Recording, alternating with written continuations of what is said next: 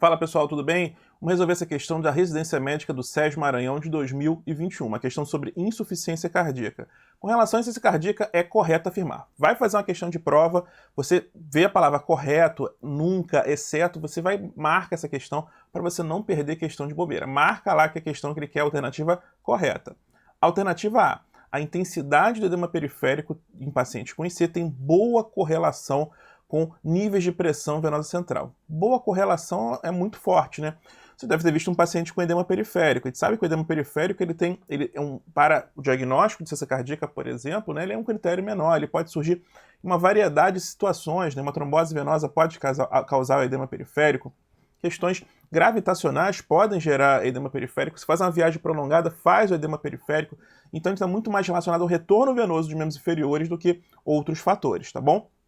Claro que num paciente que tem realmente uma pressão venosa central, a tendência é que ele evolua para edema periférico, mas não tem uma boa correlação, porque em situações onde não tem uma pressão venosa central elevada, o paciente também pode ter edema periférico. Então essa alternativa ela está incorreta. Então a alternativa A, incorreta.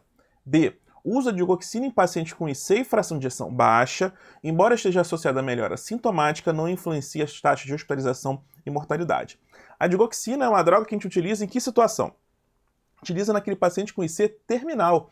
Aquele paciente onde eu já tentei todas as terapêuticas e o paciente ele persiste com sintomas. O paciente persiste sintomático. É uma droga que ele vai inibir os canais de sódio e potássio, vai aumentar a quantidade de cálcio intracelular e aumentando essa quantidade de cálcio intracelular vai aumentar o quê? A força contrátil do coração. Então, aumentando essa força contrátil, ele tem um poder inotrópico positivo, né? Apesar desse benefício, os estudos não demonstraram redução de mortalidade com o uso da digoxina, mas nós observamos melhora sintomática e redução de hospitalização. Apesar da alternativa dizer para você que não influencia na taxa de hospitalização, influencia sim. E esse é o gabarito oficial dessa questão. Mas caberia um certo grau de recurso, porque influencia sim nas taxas de hospitalização. Mas essa realmente é a melhor alternativa de todas nessa questão. C. O achado do ecocardiograma com fração de ejeção do ventrículo esquerdo acima de 65% não afasta o diagnóstico de C. Perfeito! Lembrando que a fração de ejeção ela não diz para mim se o paciente tem ou não tem insuficiência cardíaca. O que diz que se o paciente tem insuficiência cardíaca ou não é a sintomatologia dele, né? Claro que se o eco for plenamente normal, realmente é difícil acreditar que o paciente tem insuficiência cardíaca, mas o paciente ele pode ter uma IC com um comprometimento muito maior da função diastólica, tá bom? Uma vez que você tem duas categorias de IC, IC-FER, com fração de ejeção reduzida, e IC-FEM.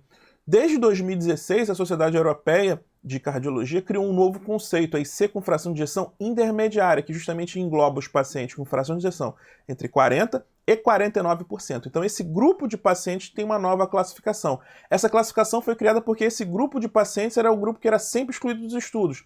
Ou o pessoal fazia estudo com fração de ejeção muito baixa ou com fração de ejeção normal. E essa população era sempre esquecida na maior parte dos estudos. Então criaram essa classificação para aumentar a quantidade de estudos nesse nicho, beleza? Então, realmente não só existem essas duas classificações, existem três classificações, o que torna a alternativa C incorreta.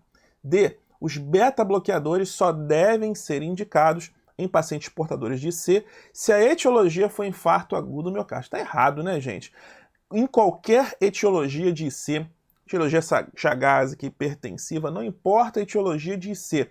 IC com fração de ejeção reduzida é igual a beta-bloqueador, tá? Porque no paciente que tem uma IC com fração de ejeção reduzida, o débito cardíaco está reduzido. Então eu vou ter hipoestimulação dos baroreceptores aórticos. Então se o receptor aórtico ele é pouco estimulado pelo baixo débito cardíaco, pela fração de ejeção reduzida, eu vou ter uma hiperestimulação simpática. Essa hiperestimulação simpática vai causar toda aquela cascata de fenômenos fisiopatológicos que vão culminar em todo aquele edema, junto com a má perfusão renal, com a ativação do sistema renina-angiotensina-aldosterona. Então tudo isso faz parte da fisiopatologia da insuficiência cardíaca com fração de ejeção reduzida. Por isso que o beta-bloqueador é peça fundamental no tratamento de pacientes portadores de IC. Então, deve ser utilizada independente da etiologia. Então, qualquer etiologia tem que utilizar beta-bloqueador no paciente com IC com fração de ejeção reduzida.